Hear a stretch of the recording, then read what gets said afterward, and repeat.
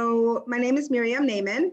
I've worked for Nefesh B'Nefesh for almost 16 years, but made Aliyah with my husband and 6 children almost 25 years ago, which is a long time ago in the world of Aliyah, because there was no Nefesh B'Nefesh. There was no, oh, my neighbor also made Aliyah, or my friend, or my cousin's best friend. Very few people with children ages 1.5 to 12 made Aliyah at this time. And I can't go on further really without giving public thanks to Mrs. Zakarin for putting this together. It came about, I don't know if you know how it came about, but it came about because last year in a different world, before we all knew the word Corona, when Yael was more of an Ola Chadasha, there was a lot of talk on the WhatsApp group, on the RBS Olot WhatsApp group, which is a wonderful WhatsApp group for people to join. I can send everyone, I guess, a link for that if you want it, because that's just a really nice, it's only for women, but it's a really nice, I don't know, support group even, and it's a place to ask questions for Ramat, Beit Shemesh specifically. It's not Aliyah, it's like about living in Israel. Anyway, so there was a lot of talk about schools and feeling that they were misunderstood or feeling that they were not understanding the school system. And I just said, you know, well, I'm happy to have everybody for coffee and let's talk about it. And I would love to hear what, you know, was concerning people and what questions were. And Yael thought that was very helpful. And she had been talking to some people and asked if I would be interested in doing it again, of which I was. I'm very passionate about the relationship between your children and their education and your Aliyah, mostly because kids are pretty far down the chain in being the decision makers of Aliyah, or where you're moving, and sometimes even where they're going to school, and pretty much anything about this mega life change that's about to impact them for the rest of their lives. They get to come along with you. Yes, if you have teenagers, you might be involving them in a different way. But as I started saying, we made Aliyah really a very long time ago in the world of Aliyah. I guess 25 years is in general a long time. But I did everything the wrong way. We told our kids just a few months before we were leaving. We went to a community that my husband did take a pilot trip to. I did not. And he came home and said, you know, I guess it's okay. The kids look like our kids. We came from Baltimore. If any of you are familiar with Baltimore, we came from TA, which is a regular Torah day school, downtown USA, Torah day school. And my daughter was in the Beit Yaakov, and my other kids were too little to be in school. And we went to this particular community because we had family there, we had friends there, and we were like, okay, well, it worked for them, so clearly it's going to work for us. Now, not really blindly, clearly it's going to work for us, but we thought that that was the perfect stepping stone to begin with because it was going to give us support. And while we love that family still, and we're still friends with those friends, the community was really a very wrong community for us. And we would have perhaps had a different beginning had we chosen a community that filled our broader needs, not just the one-on-one of the friends. Because at the end of the day, you know you best, and you know your children best, and you know what your family's needs are best. And because this community didn't work out, the schools didn't work out. Even though we had jumped around with schools, we actually jumped around in schools for the first 7 years of our Aliyah. We have, as I said, 6 kids. And I would say that I can share the screen now, Yael? Should be able to. Let's see if I still have. I think you are the host. Yes, we made you the host. So let me see if I don't have it up anymore on my thing. I will try to find it and speak all at the same time, which I can't promise I can do. Yeah, do you want to share your screen as well? You can co-host and share your screen, and this way it'll be up for everybody. Okay, 1 second. Love the modern technology. Let's see, 1 second. I'm happy to try. Hold on 1 second. I got it, I think. Okay, hold on, nice people. Here we go. You guys see my screen? Yes. Great. So anyway, so this is what nobody actually asked me. Like, who are you and what are you looking for? And typically this isn't a question that you ask in America because either you have lived in that community and grown up and got married, or in a similar community, and you've never had to really look in the mirror and say, like, who am I? And what am I looking for? And where do I want to be? So there's somebody who I was speaking to recently who come from a smaller town. I don't know where everybody comes from. Maybe we'll do that towards the end because it's a great way for you all to meet each other. And perhaps we can create some sort of group that it's just you guys that we can, you know, sort of move on together towards your proposed arrivals. But there was someone who I was speaking to, and they come from a smaller town and they know where they want to grow to. They just need the right environment and the right school to get there. And they are looking in that, you know, sort of mirror, that virtual mirror, and saying, you know, who are we? Who are we today? Because where you send your children to school in the community, I mean, hopefully you're all choosing Ramat Beit Shemesh or Beit Shemesh because it really is a fantastic, fantastic community, which has something for everyone. You know, I should ask, is there anybody not considering, is this Beit Shemesh specific, Yael, or not? Yes. Yes, Oh, it is. excellent. So when I talk about what are you looking for religiously, then we'll focus on schools, because schools really need to be a true reflection of the hashkafa of your home and the hashkafa of the growth of your home, where it is that you want to be. So even if you would like to send your children to a school that's a little bit more to the right where you may be now, but it's where you want to be, you know that the rules and the mission statement of that school truly do reflect your inner desires for your family, and you will be willing to, you know, go ahead and make a change or dress a certain way or be a certain way, so that, again, it's your personal steps, sort of just like your kids aren't having that much of a voice in deciding to make Aliyah. The truth is that their voice is going to be what's stronger in terms of your school choices, because again, some of your school choices may cover certain needs, hashkafic needs, but they don't necessarily coincide with other family styles, whether that's a dress code, whether that's certain things that you like to do, you know, after school or in the summers, or just a different lifestyle. And you might find that although you were the deciders to bring everyone here, they are really going to end up being that guiding light of where your family goes on to. It's a very different thing. You know, we moved from Baltimore, as I said, and in the schools in Baltimore where we were at, it was very heterogeneous, you know, and there were people who had TVs again. This is a very long time ago in the world. I would imagine that in that same school, things are very different. But at that time, there were people who had TVs and people who came from, you know, Rabbanim and Rosh Yeshiva families. And there were, you know, girls in the Beis Yaakov who wore striped socks and girls who just wore black tights. And it was very, not necessarily mishmash, but everybody could go to those schools as long as they were, you know, Shomer Shabbos and somewhat hashkafically appropriate, and that they could pay tuition. And here, when we talk about different school systems, it's not as heterogeneous in any way. It's why there are so many schools. Before we go into some of that, I'd like to just put some terms here that people may or may not know. And again, this is like the perfect segue to that, you know, lady looking in the mirror of who am I?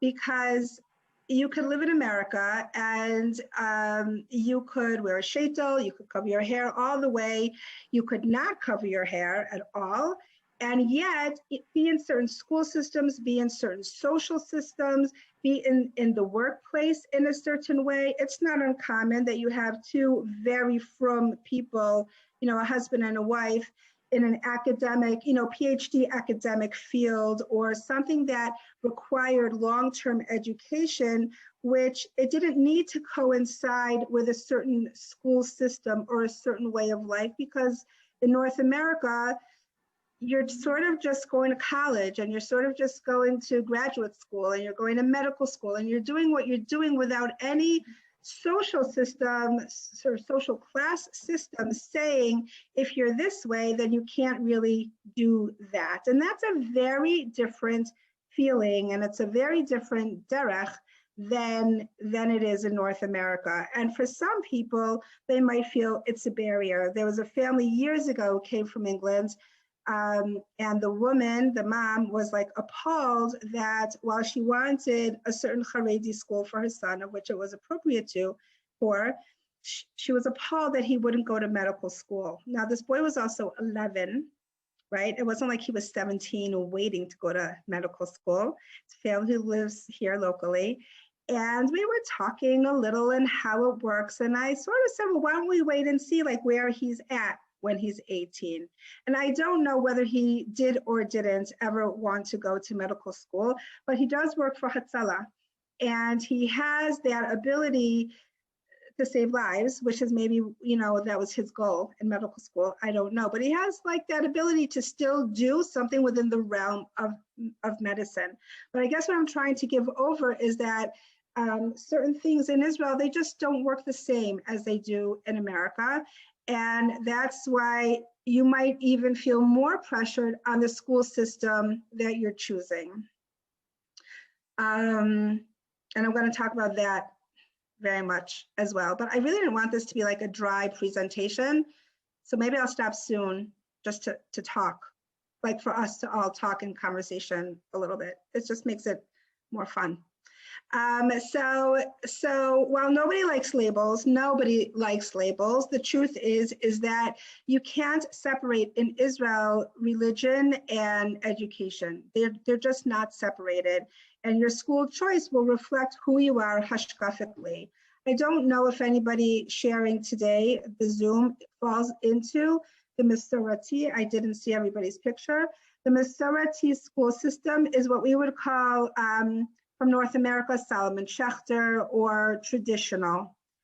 Dati Leumi is loosely it's often equated with modern Orthodox, but not necessarily, because modern Orthodox is this big. But Dati Leumi is religious Zionism, the religious Zionist school system. Typically, this is equal to the Mamad school system, the religious public school system. In Ramat Beit Shemesh, that school is Harel, and in Beit Shemesh, it's called Orot. When you go to a Mamad school, depending on your city, you're typically zoned to that school because it's the religious public school. So if you were living in Beit Shemesh, you wouldn't go to Harel in Ramat Beit Shemesh. You would be going to Orot in Beit Shemesh and vice versa. The Dati Leumi system is, as I said, sort of equated with modern Orthodox. Sleeves might be shorter above the elbow, socks might not be required, and different, like it, even as I say it, I know that it's so unpleasant to hear it, about how clothing and how labels are so much a part of how we define ourselves. On the other hand, it's better to know, think of that lady looking in the mirror, it's better to know who you are and who your children are and what you're looking for, so that you're not in the wrong place, so that you start in a place that truly mirrors who you are. Dati Leumi Torani is a more right-wing religious public school system. In Ramat Beit Shemesh, you have Havat Yisrael as this school system. Who's going to this school system?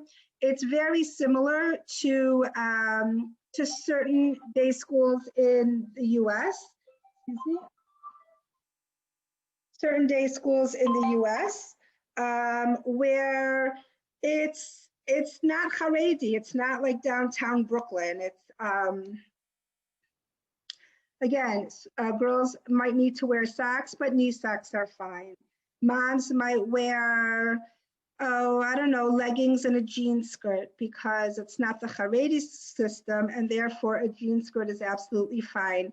Women, by and large, are covering their hair 100%, but not necessarily. Fathers may go to the army. The male teachers are going to go to the army. It's a Zionistic religious school system, very similar to Rav Kook Hashkafa. There's a school called Talmud Torah Moriah. This is an excellent school. And this school sort of borders on Dati Leumi Torani and Chardal. What is Chardal? A friend of mine used to go around saying, I don't know, I'm just mustard, because Chardal is also the word for mustard.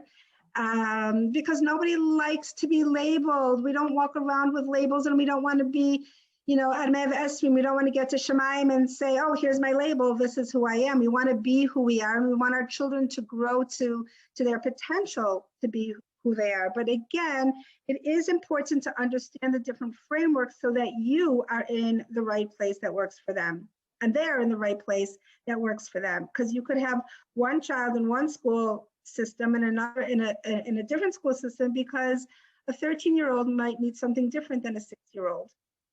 Chardal is Charedi Dati Leumi, which means this is a right-wing values with Dati Leumi orientations. While Havat Yisrael used to be known as a Chardal school, it's really more a Dati Leumi Torani school.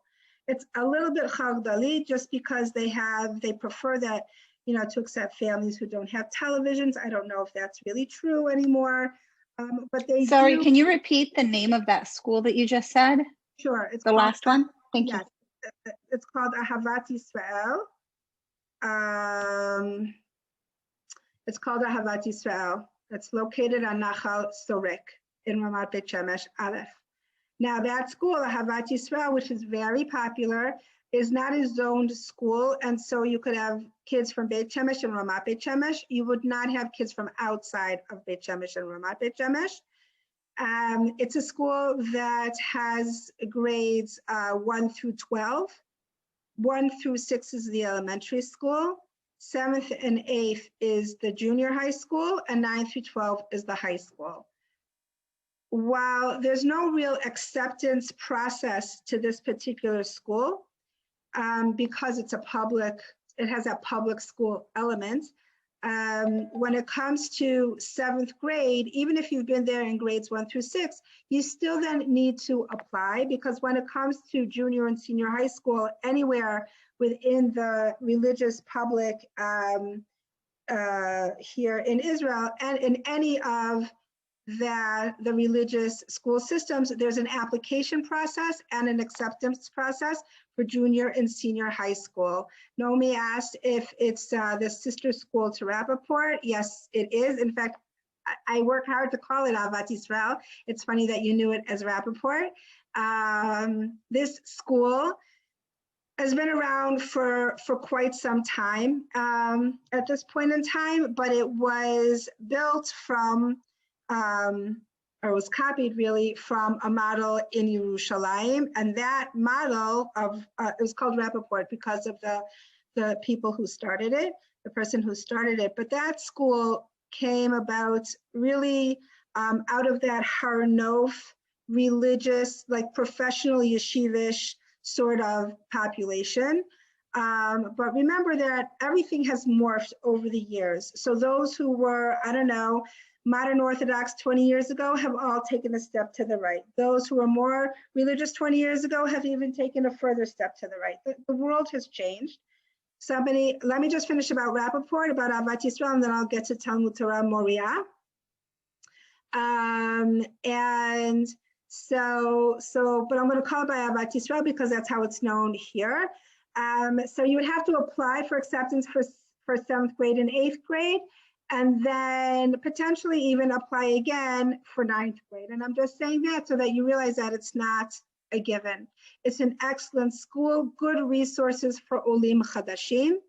They have an Ole coordinator who's very good, But I would like to balance that with, although any school and every school that we'll talk about has resources for Olim Chadashim, there are other parts to that sentence of resources for Olim Chadashim, because you come and your kids come with the need for those resources. That means that if a school is working really hard to do whatever it is that they're doing, but your child came with their own issues, whether they're learning issues, whether they're social issues, whether it's the very challenging issue right now of going to school over Zoom. There's some things that have to be worked through, and there's no magic wand regardless of the supports that a school might have. Ahavat Yisrael also participates with the municipal Ulpan. The municipal Ulpan is very unique to the Beit Shemesh community. And this is an Ulpan that offers 16 hours of Ulpan a week that Havat Yisrael partakes in. Any kids going to Harel, the Mamad school, partake in. Any kids going to Orot in Beit Shemesh partake in. Any kids in Talmud Torah Moriah or any of the Haredi school systems do not participate in that Ulpan. Rather, they have their own Ulpan programming. More on that very soon. Havat Yisrael has this municipal Ulpan in the school. Kids will always be part of their classroom for davening, for math, and for Torah. It's not called Chumash in Israel, it's called Torah. And that's because those subjects, the tefillah, davening, is for being with their class. Math and Chumash and Torah are building blocks. If they miss science, they can go on to science in the next year. But if they miss something in Torah or they miss something in math, it's just a building block. And then the support continues in the second half of the year with that particular school. Somebody had asked a question in the email about understanding school curriculum. All schools that are recognized by the Misrad HaChinuch, by the Ministry of Education, have the same need for curriculum. How it's focused on is a little bit different. So for example, Havat Yisrael has a very even focus on secular subjects and Torah subjects. Their graduates are going to go on to doing either a Shnat Shirut of Shirut Leumi for their girls, and this is how you know that it's not a Haredi school, because that's not something that the Haredi school system embraces when it comes to girls. Or boys are typically going to go on to some type of program connected with the Army, whether that's straight into the Army, whether it's a Mechina, whether it's a Hesder Yeshiva. They're going to go on to some sort of program that the Army is part of that program. Again, that's not necessarily part of what's known as the Haredi system. Now, a person, we came from Baltimore. I don't know that I would have called myself in Baltimore somebody who's Israeli Haredi. I think that over time, I grew to understand what it meant to be part of the Haredi system or this system or that system.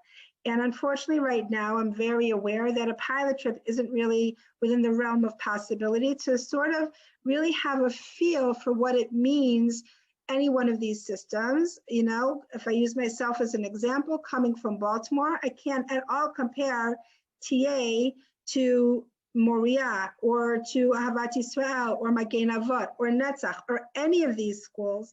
And that's one of the reasons really why it's not uncommon at all for families to perhaps switch their children a year after their Aliyah. I told you, I was very open that we switched our kids. Over the first 7 years, there was always somebody moving schools. It was very draining and very tiring and very wearing because we continue to be insecure about our decisions. And the only thing that you can do right now is to feel as secure as you can in the decision of where you want to send your kids to school, based on the information you have. Now, you can't compare today to what was. Today I went onto some websites of some of the more popular schools, and I see that they obviously also know people can't come for a pilot trip, and that's why there are open houses, that's a Zoom that you can then hear, Devorah Simon from Magen Avot. You can hear from Darchei Noam. You can hear, they all have these open houses. They've all created their own means for you to feel that you were able to come and meet someone. You were able to come and see the school, and you had the opportunity to ask your questions. And this is not quite the same. In a way, I think it's a little bit better. You have a little bit more one-on-one in the ability to ask those questions. And they're trying really hard to make it work for you, because they also understand that you can't come here and you really want to. But on the other hand, it's not the same as seeing. Seeing is believing. And so you can hear everything that you want about a particular school and get to the school and say, wow, we made a really, we didn't make a good decision. We could have made a better decision if we had just known. So that's already a question that you can begin to ask yourself. What is it that I want to know about the school that we are considering? I'm gonna actually, before I go on, I'm just gonna make a shopping list here of schools in the chat for everyone to see. And Bli Neder, these are the schools that we can talk about, okay? So we can talk about Ahavat Yisrael. We can talk about Darchei Noam. We can talk about Netzach. On everybody's mind is Netzach, boys and girls. We can talk about Magen Avot, boys and girls. We can talk about Benos Malka, which is a girls' school. And we can talk about Talmud Torah Moriah. Moriah, boys and girls. And these are really the more, and Toras Moshe. These are really the most popular schools amongst the Anglo religious Ole public. Somebody asked me about the Beis Yaakov. We can put down Beis Yaakov Ramat. And we can talk about Eitz Hadas is Gan specific. Okay. Okay, Avi Azri. Anybody else? If we put down Avi Azri, we're going to put down Chadarim. We'll talk about Chadarim for a minute, or 7. Any other schools that people would like to talk about? Just unmute yourself or type it. Yeah? No? Okay. So what I started to say, somebody asked about, do they post the average Bagrut score passing percentage? Absolutely, positively not. There's no reason, and that information is private. So 1 second, we're gonna, let's talk about that for a second, just a minute. I wanna be able to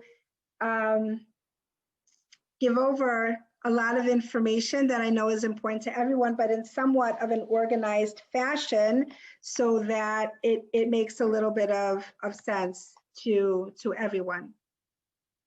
I was talking about Ahavat Yisrael, and I started to talk a little bit about Talmud Torah Moriah, which is a Chardal school. What's unique about Talmud Torah Moriah is that they only teach English from the 4th grade on. So you need to decide if this works for you or not. You might be saying, well, what do the kids do if you want them to learn English? They go to an English chug. My grandchildren learn English from 1st or 2nd grade, I think 2nd grade onwards. But and in addition, some of them still go to an English-speaking chug because their parents want them to feel very fluent in English. So you can do that while waiting for them to teach English in the 4th grade. It's an excellent school, Talmud Torah Moriah, boys and girls up to 8th grade. kids go on to different local high schools, if they weren't, I'm trying to think hashkafically where to pin them. I guess you couldn't pin them as a Chardal school, but a very frum Chardal school. The kids come from very strong, valued from homes that you wouldn't necessarily call Haredi. I don't know if it's because, you know, the boys might wear a kippah sruga, a knitted yarmulke, and not only a black velvet yarmulke. I don't know if some women might wear, I don't know. It's an excellent, excellent school system. In the past, they haven't had as many Olim Chadashim as some of the other schools. What a lot of North Americans like about that particular school is that it's just from. They're not looking to make a family into something that they may not be. They are looking for wholesome, religiously healthy families who want to be where they are. There is, you know, for people who will say, well, you know, we're not black, we're not white, we're gray, Moriah is often a very good option for that particular family when it comes to sort of that hashkafa and where they see their family. Somebody asked about the bagriot. So first of all, not everybody knows what bagriot are, and let's wait until we talk about high schools. Does anybody have a kid, somebody in high school or going into high school soon? Yeah. Or should high schools be part of this discussion? Yes, please. Okay, Yeah. boys or girls? Yes, girl. please. A boy soon. Yeah. Okay, so for Yes, boys, please, also a Boys boy also. and a girl. okay, so for boys, I'm going to talk about boys high school is locally, you have Or Moshe, you have something that I just wrote to somebody today, which I can't think of this second, but I will. It's more Yeshiva Katana. Literally, I just wrote it in an email not so long ago. We could talk about Arze, and we could talk about the other local high school. And for girls, one sec, I'm writing this for myself as well. The Mesifta, the local high school is called the Mesifta. For girls, you have Kot Tomar, you have Pnei Chen, you have Seminar,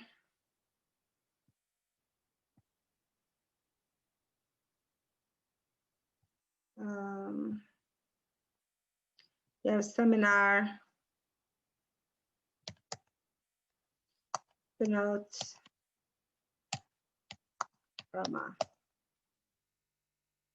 These are local schools, and then you have Ahavat Yisrael for boys and girls.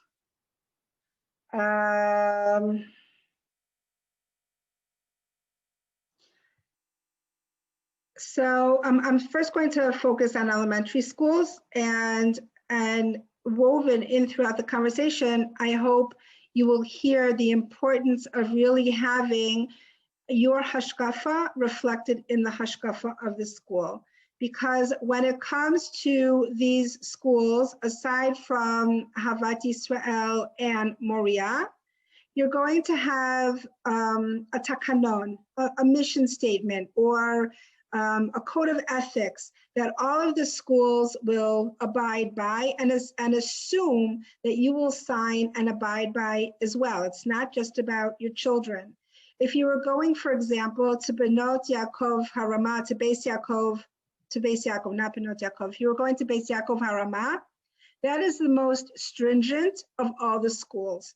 What does that mean? It means that the girls who go to that Beit Yaakov are only able to go to chugim that are with other Beit Yaakov girls, and that the principal gives her okay for.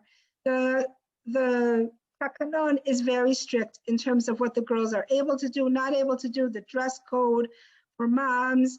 Girls will often then go on to Kotomar as the local high school choice. Other high schools that are either in Yerushalayim or locally, but that might not have necessarily an Anglo bent to them. I'll tell you, just I have to share this great story. Years ago, there was somebody who made Aliyah, and really Ramat Beit Shemesh was last on her list. She did not want to move to Ramat Beit Shemesh, but she did. And she told me how she recently went to a parent-teachers conference at the Beit Yaakov, at Beit Yaakov Harama. And she said, hi, shalom, ani ima shel, so-and-so, I'm so-and-so's mom. And the teacher said, no, you're not. And she said, no, I'm definitely her mom. And she said, no, so-and-so is Israeli, and you are clearly American. And she was so proud of herself. She felt like she had made it in having her kids being that integrated. Benot Harama, located around the corner from me in Nachal Gilo, is, as are all the other schools, an excellent school system. It has a loving principal, Mrs. Weiss. They have an OLEC component. It would be important for you, as they don't partake in the municipal Ulpan, it would be very important for you to understand how Ulpan hours will be given for your daughter and what your financial responsibility will be. I don't typically hear of girls leaving that Beis Yaakov to go to a different school, simply because the families who are going to that particular Beis Yaakov are not looking to straddle different worlds. They're looking for like sort of a straighter Beis Yaakov Haredi track and nothing else. And so girls who are in Benot, who are in Beit Yaakov Harama, will most likely have brothers either in one of the Chadarim or a Talmud Torah, like Avi Ezri, like Torah Moshe, like Beit Eliyahu, something that's going to be really more to the right. And depending on where you're coming from in the US, it might even be more to the right than the school that you are in now, which could be totally okay. Beis Yaakov is a generic word, right? Or a school system. The Beis Yaakov here is very different than Beis Yaakov in America, unless you're, we're speaking today from Brooklyn, from, somewhere in New York. But in most cities, it's not like it is in New York. And as I said earlier, it's pretty heterogeneous. Even if the school has its rules, it may take a broader population. Here, the Beit Yaakov Harama, is not taking a dad who wears a blue shirt, is not taking a certain type of family, even though you might be looking for Beit Yaakov education. And that is why Magen Avot and Benos Malka are also considered a Beit Yaakov school, but they're not part of the Chinuch Atzmai Beit Yaakov system. To this end, that tuition also is different, because Beit Yaakov Harama, which is part of a government network called Chinuch Atzmai, has Beki'ilu like public school tuition. It's honestly only a couple of hundred shekel for the entire year, like public school, as opposed to Magen Avot, Talmud Torah Moriah, Torah Moshe. Any of these other schools have a higher tuition, not like you pay today for your children.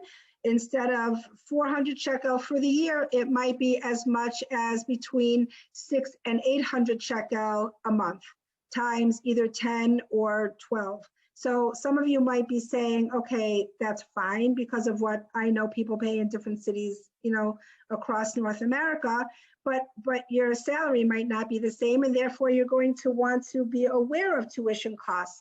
It's not just about the cost of tuition, it's also about the cost of tutoring, regardless of Ulpan, and Chugim, after school activities, which are so important to give a child a more well-rounded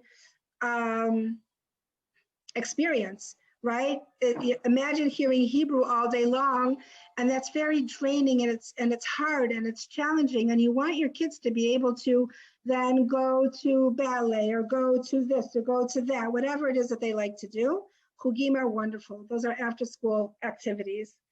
I want to just focus a little bit more on schools. I don't know how much time we have, and I feel like we talked a lot, or I talked a lot and didn't give you an opportunity to talk. Darchei Noam, excellent boys' school. The boys from Darchei Noam typically go on to the Mesifta. They might go on, which is a local boys' black hat Bagrut high school.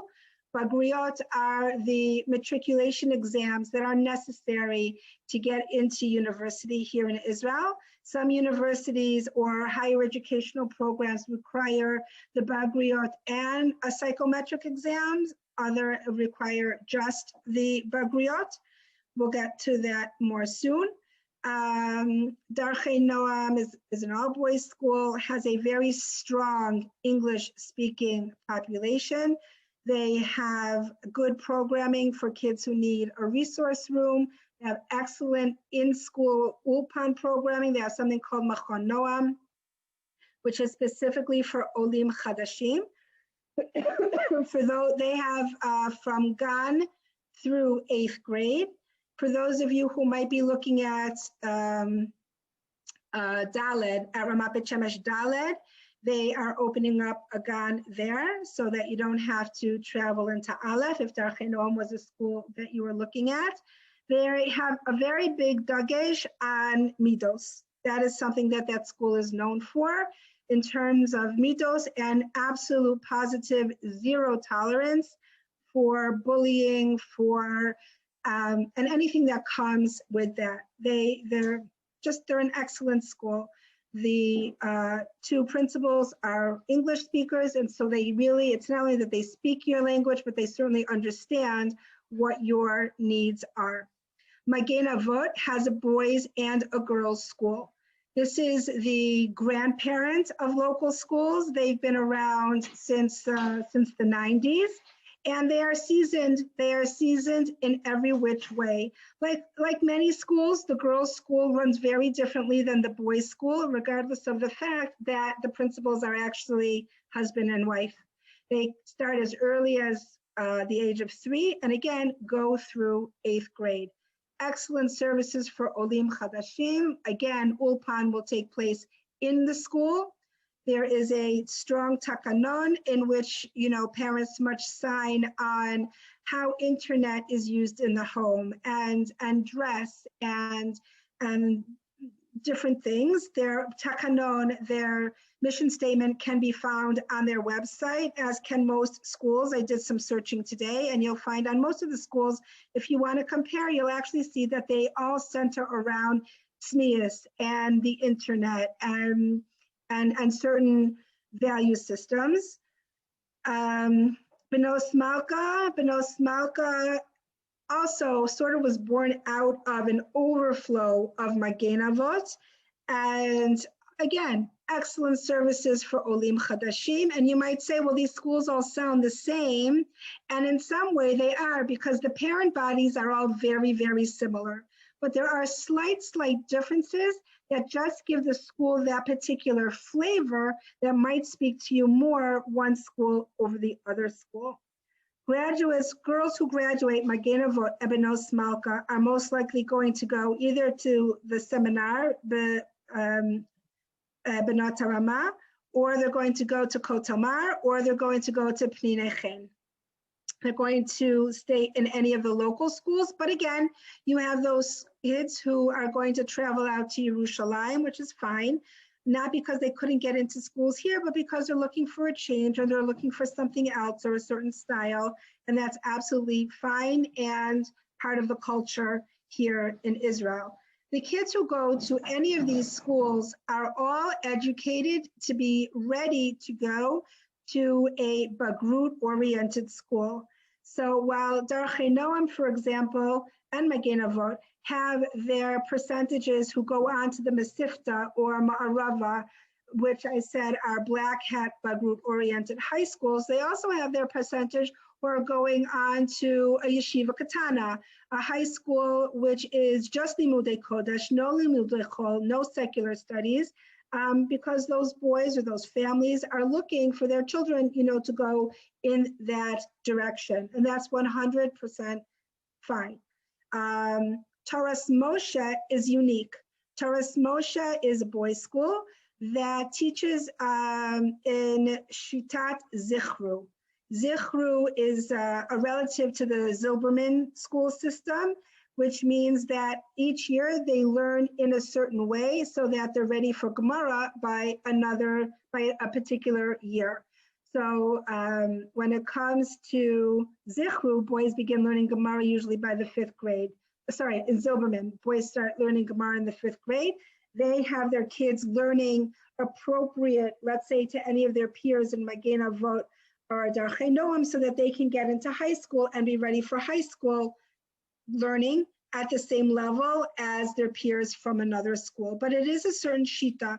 It's a lot of shinun, a lot of repetition. If you had a boy older than 2nd, maybe 3rd grade, Toras Moshe would not be the right choice for you because they've learned the shita since Gan, or certainly since 1st grade.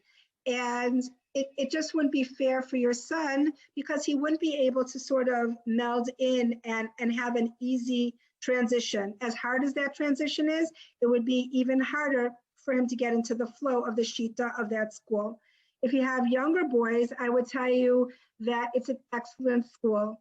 It has excellent educators.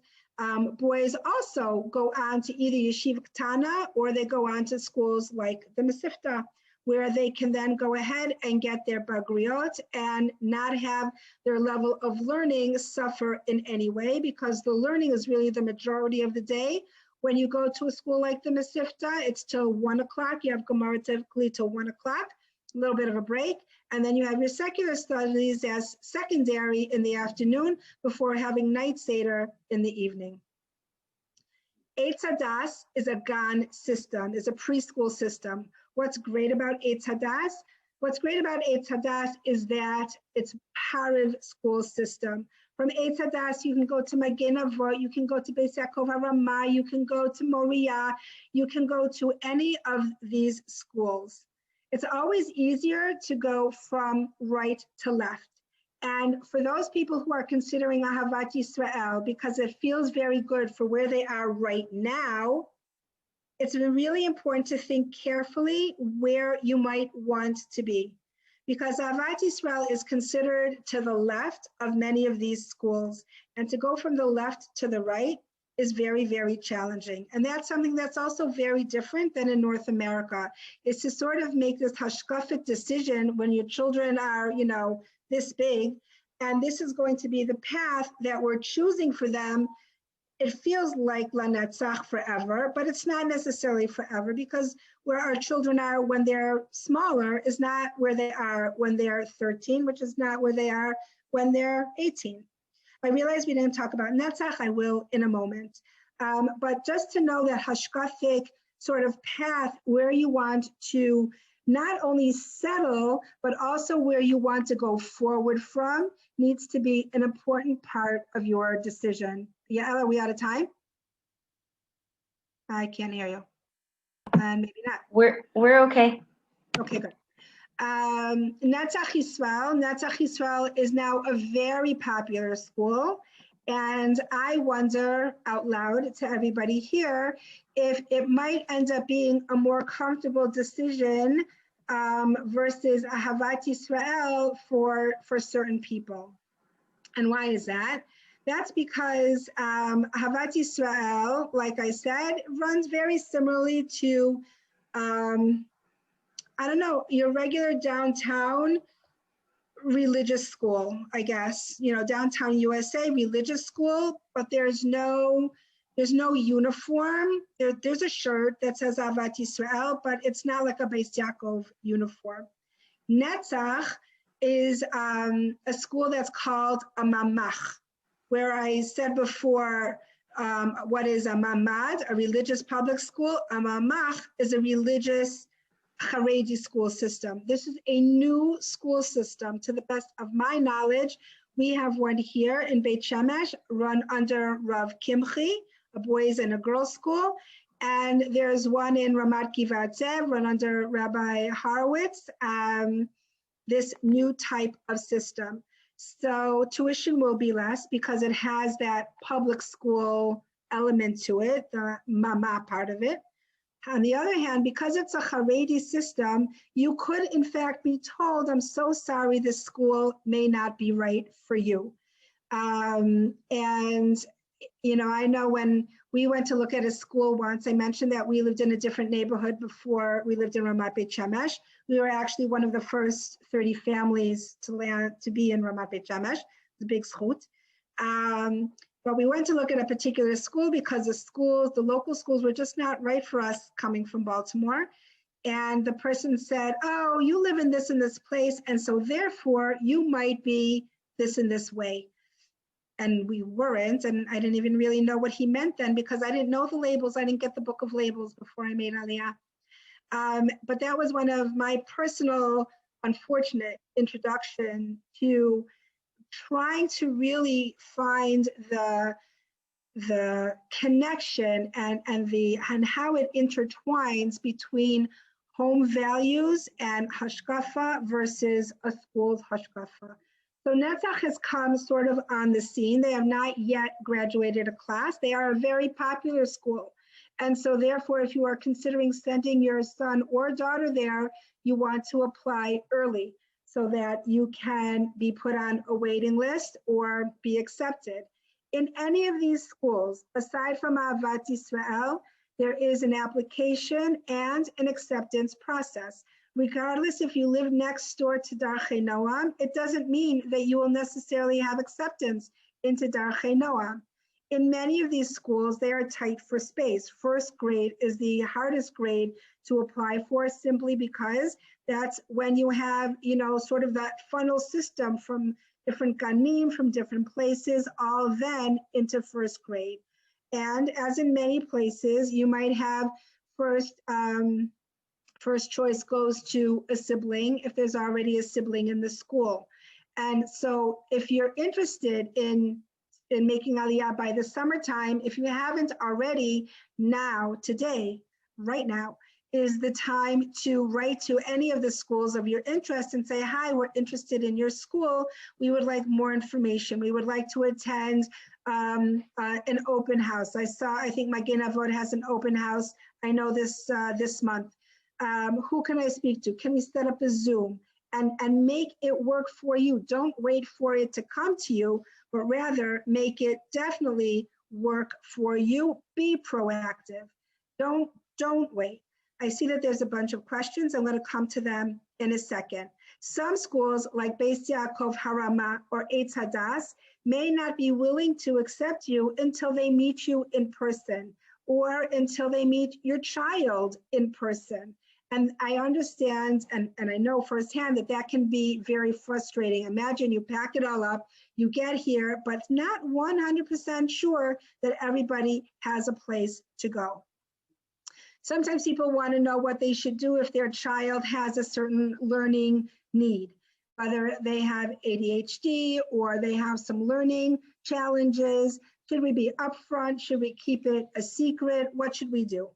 And on the one hand, you want very much to know that this school is going to meet your children's learning needs. Like everyone wants to make sure that a school meets their child's learning needs. On the other hand, this is your opportunity to sell your child. And so while you may want to say that, you know, your child is friendly and he's outgoing and he's this and that, if he has difficulty in math, you might want to say, what kind of programming, what kind of resources will I find in this school? My child is a little bit weak in this subject, one subject or another subject. But I do feel that when we have our children interviewed for schools or when we're being interviewed for a school, you want to be honest, but you also want to make sure that you're selling your child to the best of your ability. It's sort of like a shidduch that, you know, you want a school to understand what a zchut it is for them to have your child in the school. Somebody asked me to speak about Avi Ezri, which I'm happy to do. I didn't say Magen Avot is chardal. It definitely is not. Oh, I see. Somebody was answering somebody else. Thank you. All of these schools that are listed above here, I'm still up here, Avat Yisrael, Darchei Noam, et cetera. Avat Yisrael is more of a mamad Torani, a dati leumi Torani, sort of bordering on Chardal.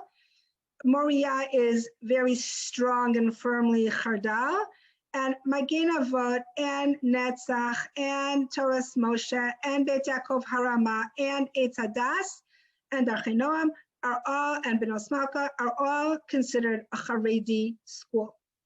How is Avi Ezri different than, let's say, Netzach Boys School or Magen Avot Boys or any of the other boys' school? Avi Ezri is more of the Israeli Cheder system. One defining feature is that your child will hear, although there are many English speakers who send to Avi Ezri, but overall, you're going to hear much more Hebrew.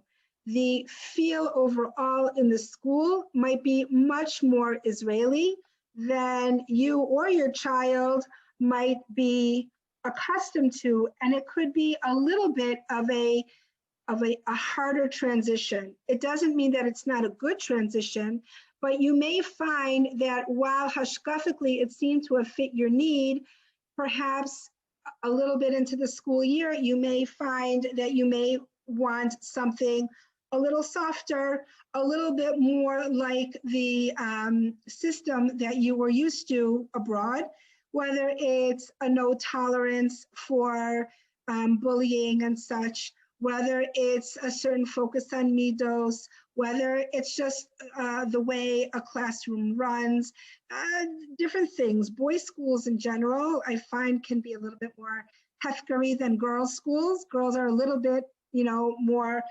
more apt to sitting than boys sometimes, not always, I understand.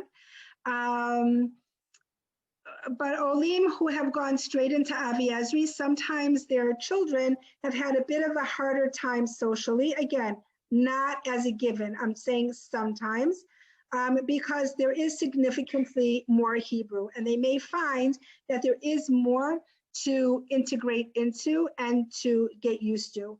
If you are sending to Avi Ezri, or if you would like to consider any of the Chadarim, any Cheder system, then do inquire, don't assume, do inquire what ulpan hours and what assistance your child will receive in that particular environment. It's not the same as some of the other schools. Someone has asked us if I could just speak about Harel or Orot. So Harel is the local religious public school in Ramat Beit Shemesh, and Orot is the religious public school in Beit Shemesh. They are independent schools. They're not related at all, except for Hashkafa. They cover through 6th grade. They are a co-ed. Harel is a co-ed building with separation taking place in the building after a certain grade. And Orot actually has a boys and a girls. I want to say they have each have their own buildings.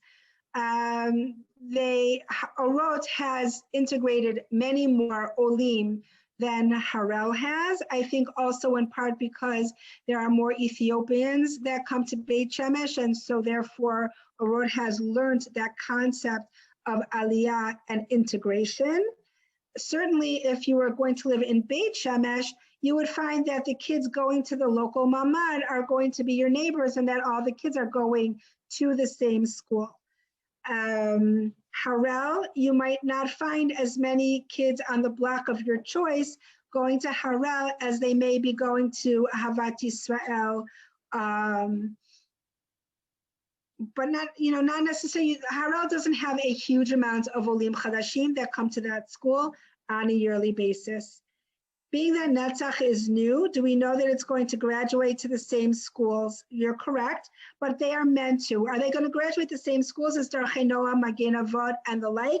They are meant to, because, for example, if you look at their takanon, if you look at their mission statement, then it's really the same as Magen Avot. It's really the same as Benos Malka or Darchei Noam when it comes to tznius, when it comes to internet, when it comes to smartphones and the like. They are assuming that somebody wants to be in a Haredi system because they themselves are already managing that type of household.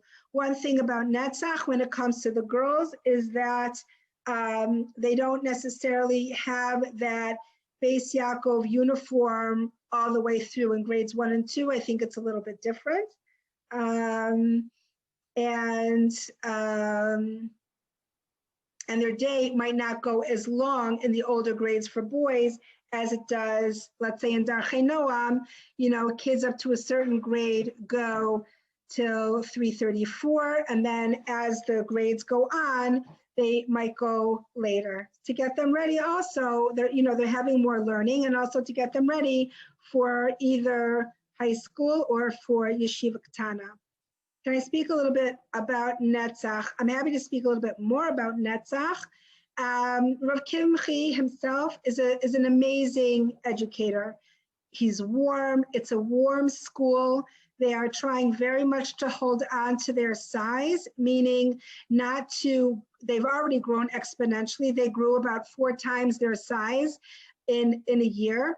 But I do think like some other schools, they're trying very hard to be shomer, that their classes are not huge.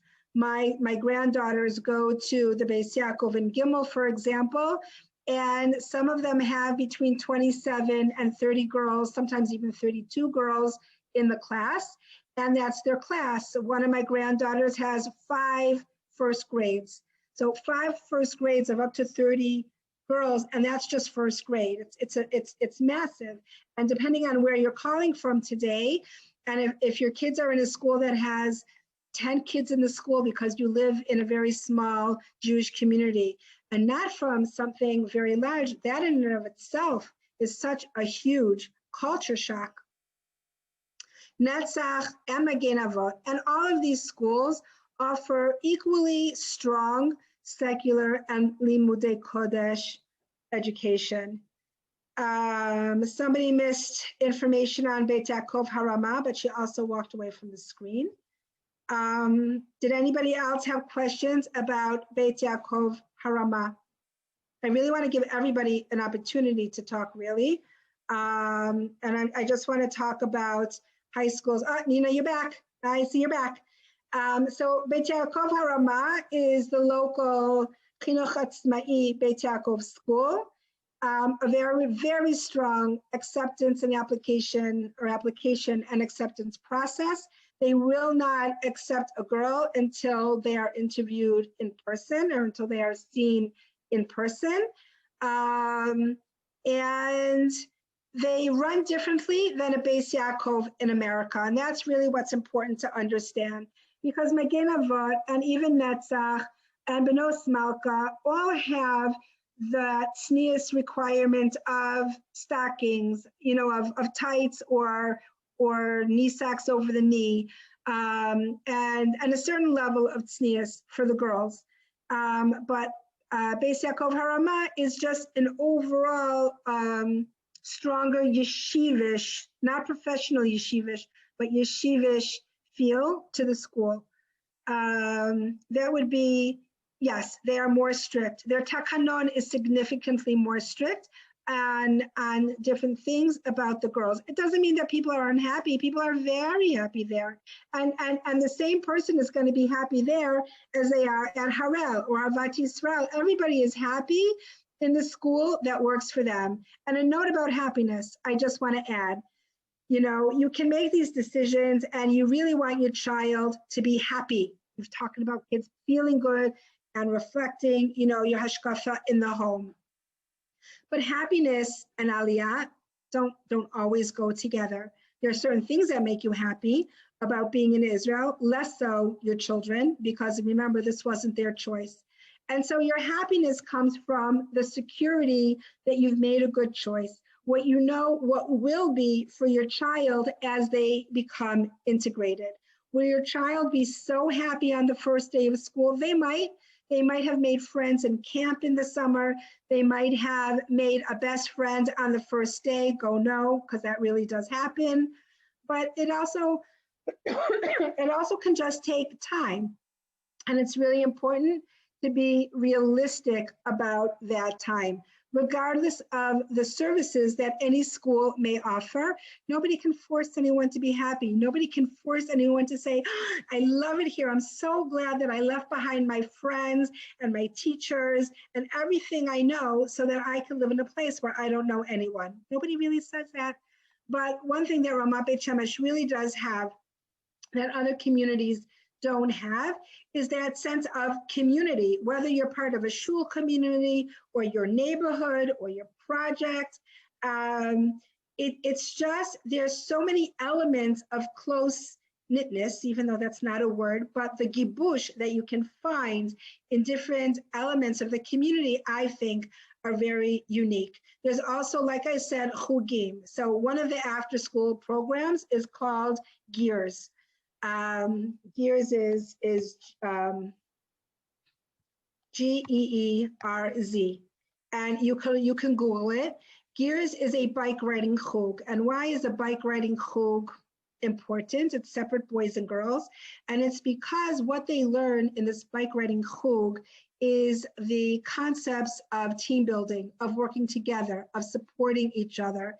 And the adults who are the madrichim for the chug, it allows a child to blossom and bloom in a way that you can't typically do in a classroom, and certainly not right away as a new ole without language.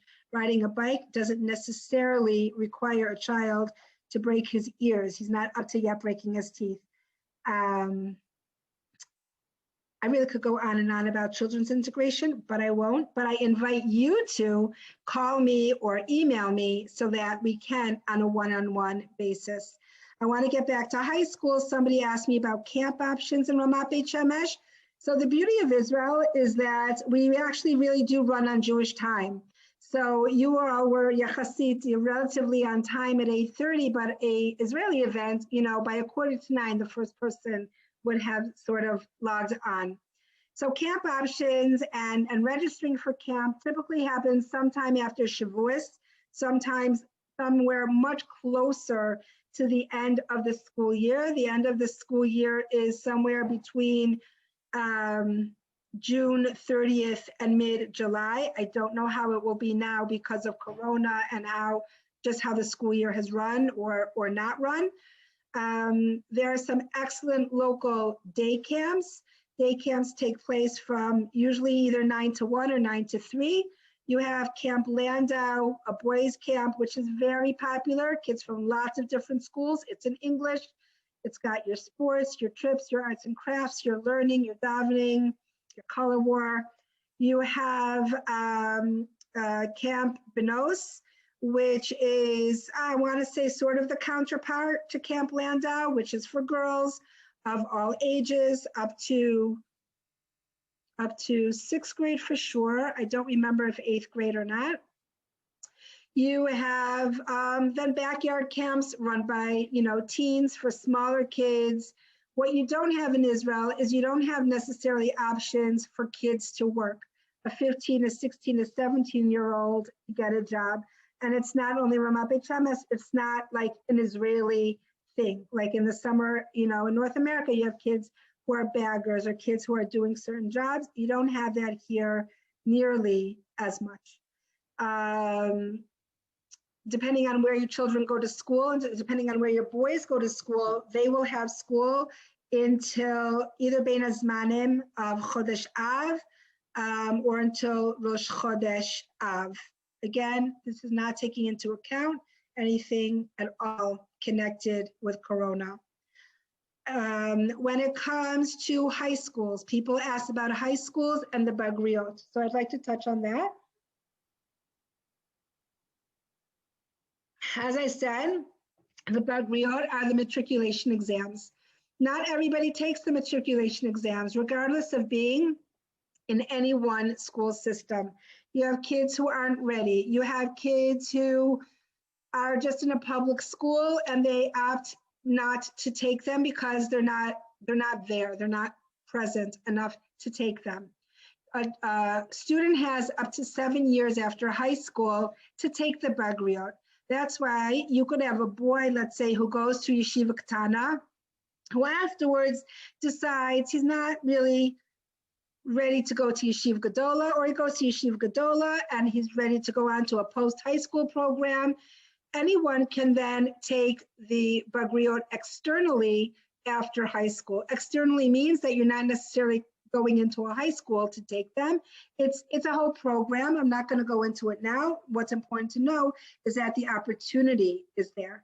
Depending on how old your child is when they make Aliyah, they'll be entitled to certain leniencies for the Bagriot. If any of you are from New York, like I was from Buffalo, New York, and I took my Regents exams, then the Bagriot are not like Regents exams. They're not like any exams that you have in the US. If any of you are originally from the UK, you would know a little bit more of what I'm talking about.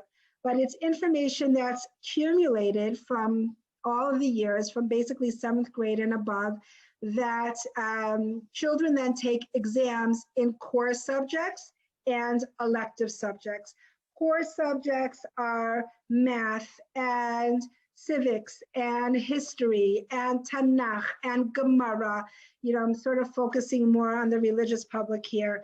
And Toshba, and I'm missing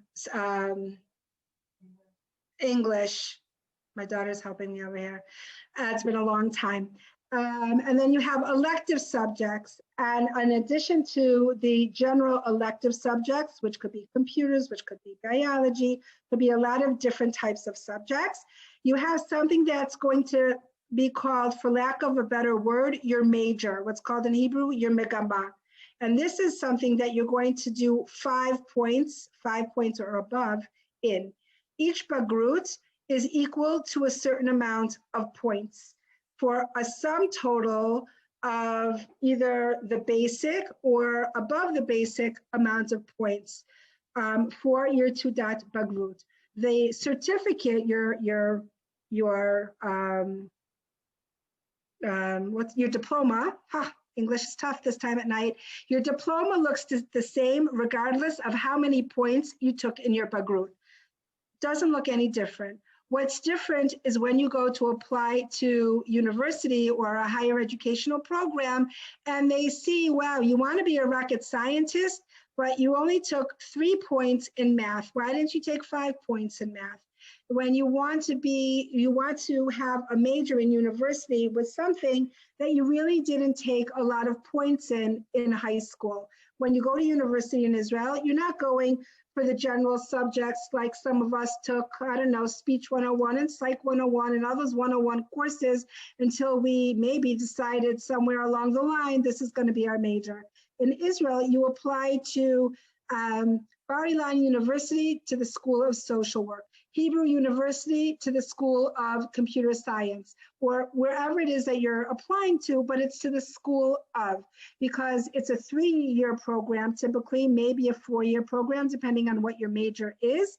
And it's very, very focused. This is because most higher education students are not 18, they're older. In the global Israeli culture, they're post-army, they're post-national service, and they're not necessarily 18.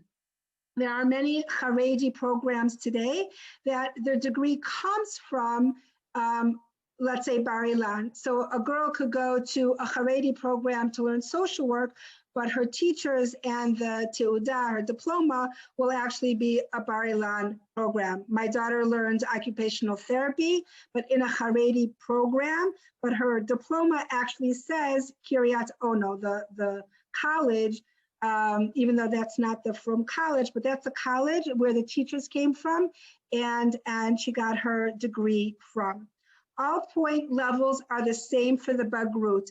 Not only are the point levels the same for the Bagrut, but if I'm living in Ramat Beit Shemesh and today is the day of the math Bagrut, I'm taking the same math Bagrut as any person in all of Israel who's also taking a Bagrut on that day. They are national tests. There are certain tests that are specific for the Haredi public, like literature, for example. Safa is not going to be the same between a secular school and a Haredi school, because a Haredi school system will not want to expose their students to certain types of literature, but it will still be a literature Bagrut with the same amount of importance to the points taken, and it will not be held against them if they wanted to apply to the same nursing program as the boy or girl from Eilat applying for the same nursing program. It is less important. In fact, it's not important at all where you go to high school in Israel. What is important is your Bagriot and the grades on your Bagriot. So let's say you have your child who's really good in math, but maybe not exceptionally good in math. And therefore, that child may only want to take a 3 or 4 point Bagrut instead of maybe a 4 or 5 point Bagrut, because it's much more important to get the higher grade. I'm not talking the difference necessarily between 195. I'm talking about the difference between 100 and an 80. And while, yes, your child, when they're in high school, is going to ask for more tutoring, either because they really don't like the subject or because they want to do really, really well, or they've taken on more perhaps than they can handle, but they're motivated and they can because they know that they want to go to fill in the blank for school, then they will, and they'll take that higher point. A nice thing about the Bagrut system, which spills over into college, is that you don't just have a one go.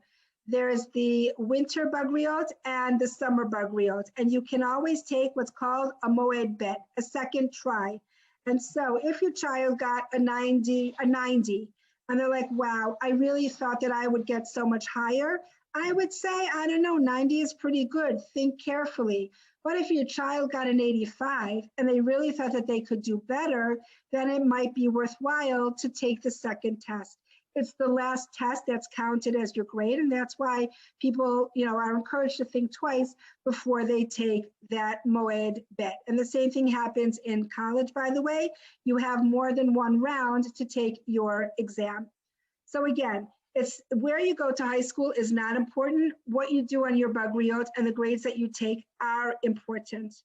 Where you're going to go to high school, of course, may be influenced on where you go to elementary school. So what that means for boys is if you're going to a school that you're really looking, for a more yeshivish education, but you're looking, let's say, like Ma'arava or the Mesivta, which offers Black Hat learning, but with the Bagriot, then you know that your child's learning isn't suffering and their secular studies are remaining intact. If you and you know that your child can get there by going to any of the local schools that prepare them for that. If you want your child to go on to a Black Hat high school, then going to Avat Yisrael is not going to be the right choice because they don't necessarily coincide. The child who's on the Avat Yisrael path is not going to necessarily be looking to then go to a path that's so different, especially when it comes to the army or Shnat Shirut. I hope I was clear. Please feel free to email me if I wasn't. Is there a boys' high school for New Olet that would give sufficient support in terms of Ulpan integration? So it's really a partnership. When we made Aliyah, I will be very open and honest. In my first year, I didn't cry. I bawled. You know what bawling is? This is bawling. And this is before internet, before Zoom, before anything. And I'd call my girlfriend in Baltimore and I'd hear her low and I would just lose it. And this was daily. And she'd give me my support and she'd say, this is what you wanted and you can do it. My husband worked abroad. He had secured a job in Israel and it was an Israeli job, but it sent him to Europe during the week. And so I was home with our 6 children. None, except for maybe my baby, who was a year and a half, really wanted to be in this country. And so many days I was home alone with 6 children who were home because they weren't so interested in going to school. And you know what? There weren't supports for them. When my oldest son got bit by a cat, and I said, how did that happen? And the teacher said, well, I just didn't know what to do with him. And I know he likes, the cats that hang around outside the school. It made me feel very good because that was my straight A student. It led to more bawling and a lot more chocolate. And in my second year and in my third year, I just cried because it got better, but it wasn't better yet. And in my fourth year is when I was more together. And because I was more together, my kids were more together. What does that mean? I'm a pretty together person. It wasn't that I wasn't together, but I had my wits about me. By having my wits about me, it meant I had my sense of humor about me. They went to school, they didn't go to school. They would grow up to be okay. I would make sure of it. I learned to advocate for my children. I didn't have to advocate for my children back in Baltimore. I don't know, the school just worked. It just happened. And here I found that if I didn't open my mouth when the principal called me for my oldest child, who said how I wasn't upfront with the school about my child's Gemara. He was in 7th grade. And he went on and on about my son's Gemara. And I said, you know what? I said, you are right. I said, my son didn't learn Gemara a day in his life. I said, he learned a lot of Gemara. And Gemara are not the same. And I say this because you might have your child who really is that A student, but coming here puts a little bit of a temporary dent in that A student because they can't easily do this and raise their hand because we don't raise our hand like this. We raise our hand like this. And because Gemara and Chumash are not the same as Chumash and Gemara. And so while yes, schools have supports, it doesn't mean the supports are there to help your child, but it must be a partnership with your child and it must be a partnership with you. And so when I spoke to a woman who made Aliyah not so long ago, about 2 months ago, and she was telling me of her disappointment with a particular school with her 12-year-old. And she was under the assumption that the school offered so many supports and on and on and on. And I said, well, how are your other children doing? Oh, my other children in that school are doing just fine. And she was focusing on this child. So I ever so gently brought into the fact, what was this child like back in your hometown? What were they like in school? And it wasn't a surprise to hear that that child had certain things that were just showing their same face in the Israeli classroom, but it was coming out just a little bit different because of that Ola perspective. I once gave a talk on, is it Aliyah or is it my child? How can you know? If you're coming with a child going into 1st grade, some people will say that's the hardest grade to enter with because that's when a child learns to be a student. It's when you learn to write from the blackboard. It's when you learn to take notes. And if you're language disabled, it's not a child's fault. He just has to learn the language. And so this 12-year-old had a lot of other things that were clouding the ability for that support from the school to be seen. On the other hand, there's so many great resources here. There is, I'm going to type it in the chat. There's something called Hakshiva. There's something called Yedidim, not to be confused with other Yedidim organizations. There's something called Kav LaNoar. All 3 of these are fantastic organizations in terms of support for children, in terms of mentoring, in terms of therapy. I won't call it therapy, but I'm going to call it counseling because many of you may not have had to parent a child through the Israeli school system while you yourself are potentially going through the traumatic experience of immigrating into a new country. Other people might say because you moved to Israel, but you didn't just move. You didn't move from Boston to Hawaii because they still speak English in Hawaii.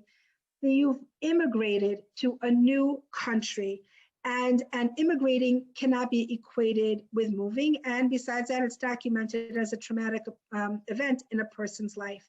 And so to perhaps seek out counseling isn't necessarily a stain on your parenting or a stain on yourself. Rather, I would say the opposite. It shows that you're strong enough to show that you need a little bit more support and you need guidance in how to make it all work for you and your family. Is there a boys' high school for Nula? Okay, so that would give a child sufficient support. There are some schools over other high schools. For example, the Mesivta that I spoke about does not particularly have educational supports for New Olim. They don't have Ulpan, but a large part of their population are English speakers. So the truth is that your child might have great social support, but not necessarily the educational support, like a school like Arze Halvanon or Kol Yehuda. That was the Yeshiva Katana that I couldn't remember earlier. I'll write it here. Arze and Kol Yehuda. Oh, you know what? And I didn't speak about Ulpanat Orly and or Moshe. These are two excellent high school, junior and senior high schools for the right child. Or Moshe has some excellent programming for a child who's a great kid, who's religiously in tune with himself and his family, but has some learning challenges. But other than that, he's not challenged in any other way. And or Moshe might be the perfect school program for him. Ulpanat Orly is run under the same sort of umbrella organization, and they too might be great for the right family. There's somebody who wrote to me that they have a daughter who has ADHD and some spectrum issues, and Ulpanat Orly was just a perfect match for her. And one second, okay. So those are two schools that I didn't mention earlier. I didn't focus really on coming with a learning disability or any special need. I don't know that this is the forum for it. Most schools will have a different track, not all schools, but many schools will have a slower track called a Kita Mekademet. And this is a smaller class within a typical school system that allows the child to learn as best as in an environment that's better for them. Schools will also have something called a Mora Metakenet. A Mora Metakenet is what we would call in North America a resource room teacher. A child will be taken out either one-on-one or in a very small group with a teacher, often 2 half-hour sessions in a week for learning strategies, for working on specific learning skills. If your child needs special ed in the GAN years or even first grade, it doesn't mean that he or she won't be mainstreamed in a typical school system at any point, or they might be partially mainstreamed. One should never avoid seeking the needs that help their child succeed just because they are concerned about where it might need to afterwards. If your child does have a special need and you want to know more about Sulam, you want to know more about different programs here in the area, please don't hesitate to be in touch with me. On the screen here that you have in front of you are just 2 articles from our website that might be helpful to you. And Tammy Al-Maliach is the Beit Shemesh liaison for English speakers. She does a lot of things. We work very closely together. One of the things she does is, she's in touch with Olim pre-Aliyah as well as post-Aliyah in terms of issues that revolve around Ulpan, issues that might revolve around school, issues pre-Aliyah that might revolve around municipal ganim. I don't know if there's anybody here who has a child in GAN, and we didn't talk about going to GAN to a municipal GAN versus going to a GAN connected with a school system, let's say like Benos Malka or Magen Avot, that start their GANim from age 3. The municipal ulpanim are all religious GANim simply because it's a religious community. And so she can guide you in terms of registration. Registration for school and GANim is opening now. It used to be that it opened in Adar. However, because there are so many more people, and not only are there so many more people in the communities that exist today, but Dalet has already opened up, Ramat Beit Shemesh Dalet, and Hay will be opening up, and Mishkafayim is fuller, and Mem Shalosh is fuller, and Ramat Shiloh is bursting. And, you know, the core Ramat Beit Shemesh for Aleph has, you know, so many people. And Gimel, so many people. We are really a hopping town. And I have to say, you know, I'm very proud of that because I got to be here on the ground level. And I once drove a speaker who said, like, where are you driving me to? You're driving me to, like, you know, the midbar, like where are we going?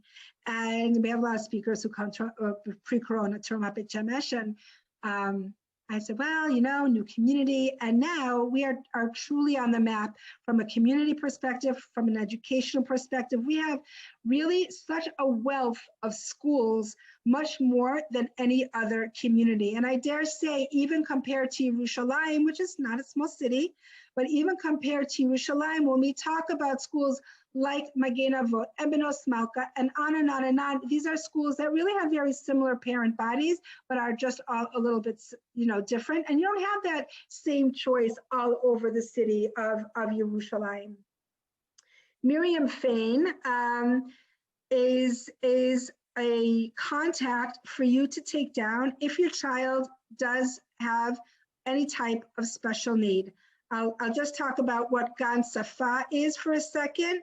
Gan Safa is a Gan program, typically not more than 10 students, which will focus on language, which will focus on OT and PT and social skills, but it's called Gan Safa because one of the direct factors in being able to have the ability for placement in a Gan Safa will be language.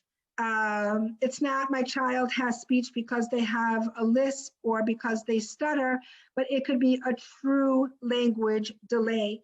And that might be different than Gan Tikshoret, which is centered around a communication difficulty for a child who has a diagnosis of being on the autistic spectrum, or anyone else who may have a communication difficulty different than speech. When your child needs a special ed program in Israel, it's a process unto itself called a va'adat hasama.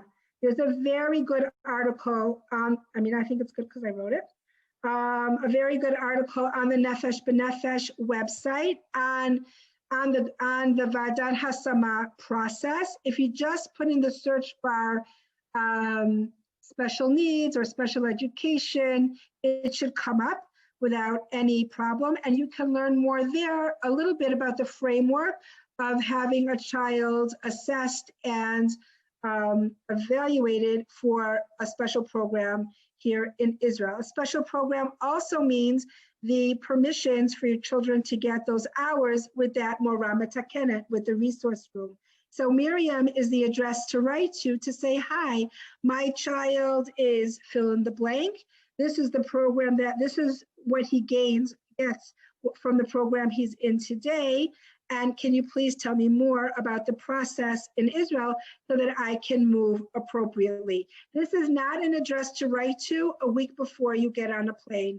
This is the address to write to today, because the Va'adat Hasama process and the review of that paperwork and evaluations from the committee that awards a child placement for these services takes place now from February to May. You will need to find out the paperwork you need, whether it's a psych report, a medical report, a speech report, a neuropsych report, and which of that paperwork needs to be translated into Hebrew. Somebody asked, what age do kids start GAN? It's no different between boys and girls.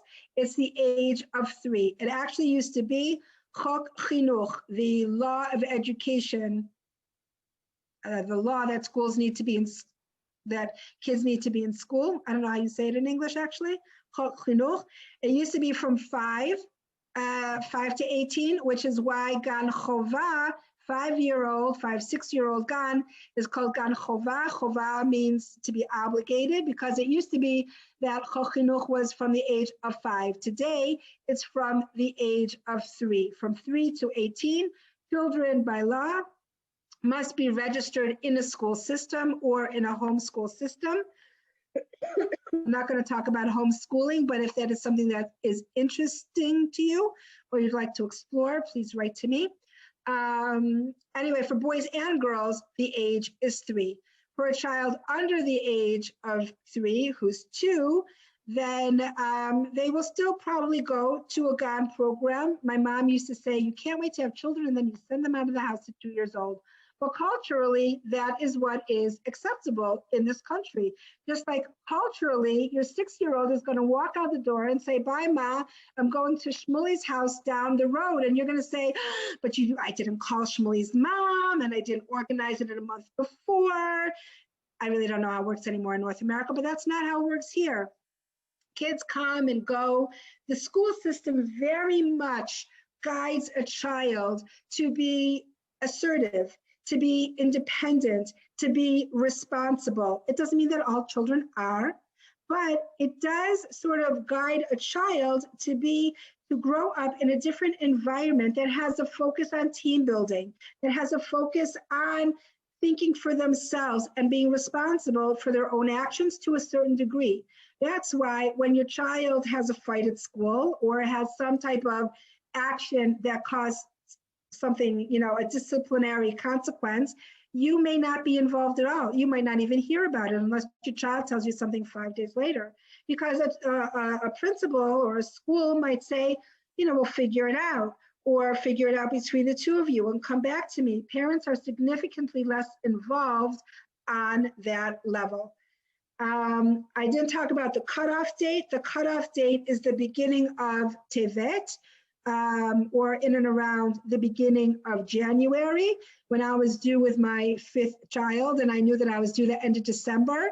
Pretty much the day I found out I was pregnant, I said to my husband, we're for sure going to keep her back a year. And my husband thought I was crazy, but it was the best decision I ever made. And I'm saying that to segue into the concept that regardless of when, not regardless, but depending on when your child was born, if your child was born between October and the beginning of January, or October and the end of December, you may decide to hold your child back a year. Your child may already be held back a year, and then obviously you'll keep him where he is. But that's because school here really is hard, and you want your child to have the maturity and ability to be with his peers. You don't have to, but for example, and even in the States or even in North America, you have your child who's born December 15th and January 1st. They're almost a whole year apart in terms of their social maturity and their academic abilities. It's something to keep in mind. If you're applying a child for 7th grade and above, don't be surprised if the school says one of the first questions is, when is your child's birthday? Because they may want to encourage you to keep an older child back a year so that he or she has that sort of window to become acclimated and more comfortable with the language. If you have a child who is like a year and a half to 2.5, and you're looking for a private GAN, then there are some excellent ones around, English speaking, or even those that are bilingual. There's also something called a ma'on. A ma'on is, I guess, what would be comparable in North America to public daycare. Here you have a building that will then have its sections from, the infants to the babies to the toddlers. And this is meant for moms who are perhaps in the workplace where you can drop your child off early in the morning, 7:30, and pick them up as late, even sometimes at 5, usually 4, but even depending on, maybe sometimes as late as 5. I'm so open to other questions, but I know that it's late. Here is my email again. Did it come up? Is it there? Yes, it is. And please take it down, and you can really feel free to write to me at any time. I really do try to get back to people within 24 hours. Sometimes I get busy, but I really am happy, and I would welcome, even if it was, I listened to you and I'm wondering why you didn't say this, or how could you say that? I'm open to positive and negative. You can only learn from your negative. But really, please don't hesitate to be in touch. And I just want to say again, thank you to Mrs. Zachman for putting this together. If you all, I would really love if you guys wanted to put together our own little group to just, to support each other while you're in this process. I didn't ask, and it's late now, who's making Aliyah when, or for everybody to say hi and something about themselves. But we could either, Mrs. Akron, if you want to put together something else again, or I don't know, write to me or Yael, Mrs. Akron, and perhaps we could put that together. I think she's a little bit more tech oriented than I am, but No. I think it's always nice to feel part of a group. That's all. It just so helps to know that you're not alone in this journey, because so many times, and especially with Corona, you could very much feel as if you're alone, but you're really not. I wish you all a fantastic day, a good evening, depending on where you joined me from, or joined us from, and please stay in touch and have a chodesh tov and kol tov. Thank you so much. Thank you so much for sharing Thank your you. wisdom and your time. All right, it was really nice to meet so many of you. Kol tov. Bye. Thank you. Bye.